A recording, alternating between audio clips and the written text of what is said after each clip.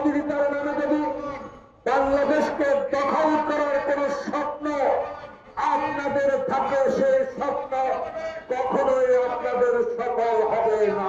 আমাদের স্বাধীনতা নিয়ে, আমাদের ভূখণ্ড নিয়ে, আমাদের অধিকার নিয়ে, আমাদের গণতন্ত্র নিয়ে, আমাদের সংবিধান নিয়ে যদি কথা বলেন, বাংলাদেশের 18 কোটি মানুষ একজন শুনে এর প্রতিবাদ করার প্রমাণ আপনারা পেয়েছেন। সাহসিকতার সেই প্রচার করেন আজকের সাংবাদিক বন্ধুগণ, আজকের সভার সভাপতি, জাতীয় নেতৃবৃন্দ, প্রিয় ভাইরা, আসসালামু আলাইকুম। বক্তব্য দীর্ঘায়িত করব না, কারণ আমাদের প্রিয় নেতা ডক্টর মঈন খানের আরেকটি অনুষ্ঠান প্রেস ক্লাবের ভিতরে আছে। সম্মানিত সাংবাদিক বন্ধুগণ, সেই সংবাদকে সংগ্রাম করতে হবে। প্রিয় বন্ধুগণ, স্পষ্ট একটি কথা, বাংলাদেশ স্বাধীন করেছিল পরিবারের বিরুদ্ধে লড়াই করে, বাংলাদেশের স্বাধীনতা অর্জন করেছিলাম পাকিস্তান থেকে রেহাই পাওয়ার জন্য, বাংলাদেশের স্বাধীনতা অর্জন করেছিলাম আমার ভোট আমি দেব, আমি সুখে থাকবো, কোন বৈষম্য থাকবে না, সকল মানুষের অধিকার প্রতিষ্ঠা হবে, গণতন্ত্রকে সমুন্নত রেখে, বাংলাদেশের সংবিধানকে সমুন্নত রেখে এমন একটি দেশ গড়ব, সেই দেশ সারা পৃথিবীতে মাথা উঁচু করে দাঁড়াতে পারবে।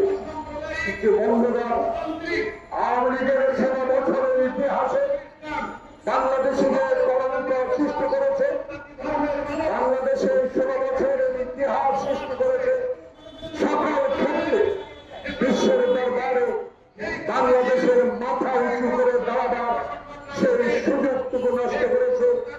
আজকের শেখ হাসিনা সেই দেশে আশ্রয় নিয়েছেন, এই হিন্দুস্তান ভারত। আজকে আমরা স্বীকার করি না, আপনারা আমাদেরকে সহযোগিতা করেছেন। সহযোগিতার নামে যদি বাংলাদেশকে দখল করার কোন স্বপ্ন আপনাদের থাকে, সেই স্বপ্ন কখনোই আপনাদের সফল হবে না। আমি বুঝতে পারি আসামে যদি আগরতলা আমার হাই কমিশনার ভাঙচুর করে বাংলাদেশের মানুষের প্রতি যে অসম্মান করেছেন, পশ্চিমবঙ্গের মুখ্যমন্ত্রী আপনার কথাবার্তা বাংলাদেশের মানুষকে হেয় প্রতিপন্ন করেছেন। বাংলাদেশে যে আজকে আপনি মুসলিম হিন্দুর দাঙ্গা লাগাবার একটা প্রক্রিয়া শুরু করেছেন, আমি মনে করি জনগণ বাংলাদেশের মনে করে যদি শেখ হাসিনা 5 আগস্টের পর এই নদীর পদতলে আশ্রয় না নিত, তাহলে আজকে এই ঘটনাগুলো ঘটত না। এই ঘটনার মূল শক্তি হল শেখ হাসিনা বাংলাদেশের এই সরকারকে অস্থিতিশীল করার জন্য, বাংলাদেশের গণতন্ত্র ব্যবস্থাকে শেখ হাসিনা যেভাবে ধ্বংস করে দিয়েছিল।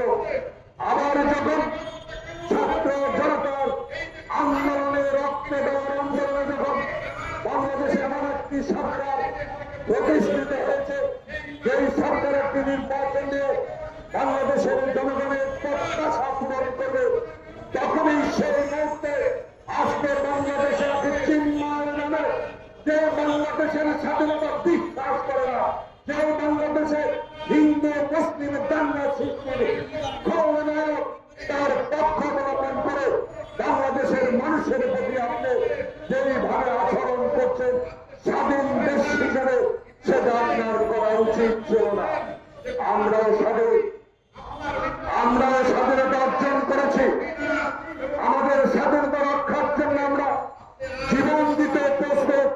কিন্তু আপনি যদি আমাদের স্বাধীনতা নিয়ে, আমাদের ভূখণ্ড নিয়ে, আমাদের অধিকার নিয়ে, আমাদের গণতন্ত্র নিয়ে, আমাদের সংবিধান নিয়ে যদি কথা বলেন, বাংলাদেশের 18 কোটি মানুষ একজন শুনে এর প্রতিবাদ করার প্রমাণ আপনারা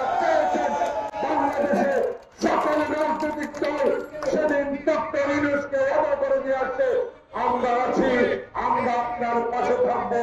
শেখ হাসিনার প্রতাপ তারা কোনদিন আর বাংলাদেশে নতুন ষড়যন্ত্র করতে পারবে